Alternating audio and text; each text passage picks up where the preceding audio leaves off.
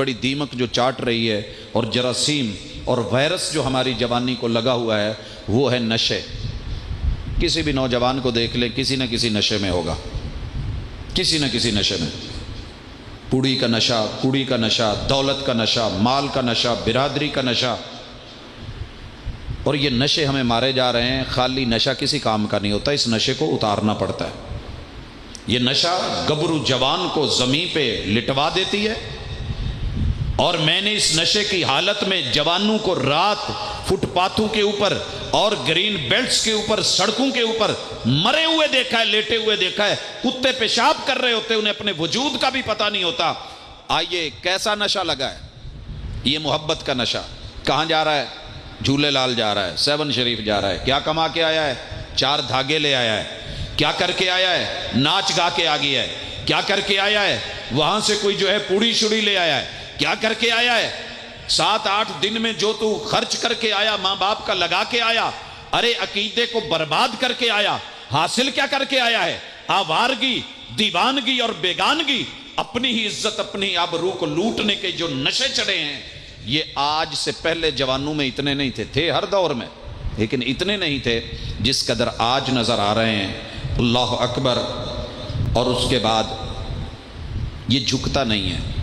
جوانی میں جھکاؤ، آپ کو پتہ ہے کسی بھی درخت کی سب سے مضبوط شاخوں کو رب جھکا دیتا ہے اور انہیں پھل دے دیتا ہے، ان پہ وزن ڈال دیتا ہے۔ جو کام کی شاخیں ہوتی ان سے اللہ کام لیتا ہے۔ جوانی میں جھکاؤ چاہیے، صرف اکڑاؤ نہیں، مگر اس کی گردن میں سر یہ آ جاتا ہے اور یہ اکڑ کے آسمان تک اونچا ہونا چاہتا ہے۔ یہ باپ کے سامنے بھی اکڑتا ہے، یہ اماں کے سامنے بھی اکڑتا ہے، یہ استاذ کے سامنے بھی اکڑتا ہے، یہ نمبردار اور چودھری کے سامنے بھی اکڑتا ہے، یہ جس کو قوم نے بڑا مانا ہے اس کے سامنے بھی اکڑتا ہے۔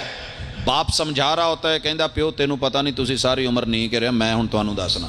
تو بڑوں کی عزت اور احترام یہ جوانی کی اصل علامت اور پہچان ہوتی ہے، لیکن افسوس کہ اس نے یہاں آ کے اپنے آپ کو اکڑو خواں بگڑا ہوا آوارہ مزاج تو بنایا ہی تھا، ساتھ میں گردن میں سریے آئے، اور پھر اس کے بعد گرتا ہے۔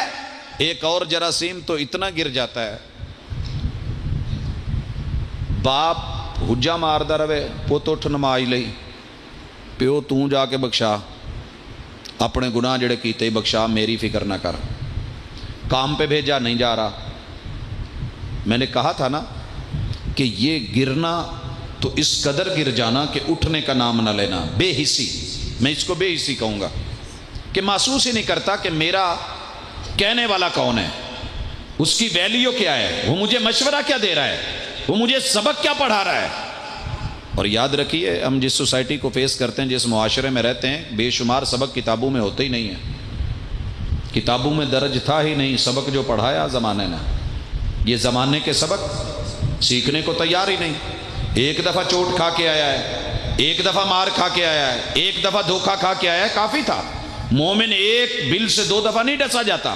یہ والدین کے نقصان پہ نقصان کرے، خاندان کے نقصان کرے، عزت کو پامال کرے، مٹی میں ملائے، بزرگوں کی چادر لوگوں کے قدموں میں ان کی پگڑیاں رکھوائے، اور جو ہے زمین پہ ان کی لکیریں نکلوائے۔ آج کی جوانی نے یہ رخ دکھائے ہیں۔ جائیے جا کے، میں سول لائن عمر مسجد میں درس دے رہا تھا اور جوانوں کی کسی اور پہلو سے گفتگو تھی۔ علاقے کا سب سے بڑا مالدار بندہ، صاحب جائیداد، صاحب دولت، پراپرٹی آیا، اور آ کے اس قدر اس نے آنسو بہائے، لیکن میں دیکھ رہا تھا کہ وہ رونا بھی چاہ رہا تھا مگر رو نہیں پا رہا تھا۔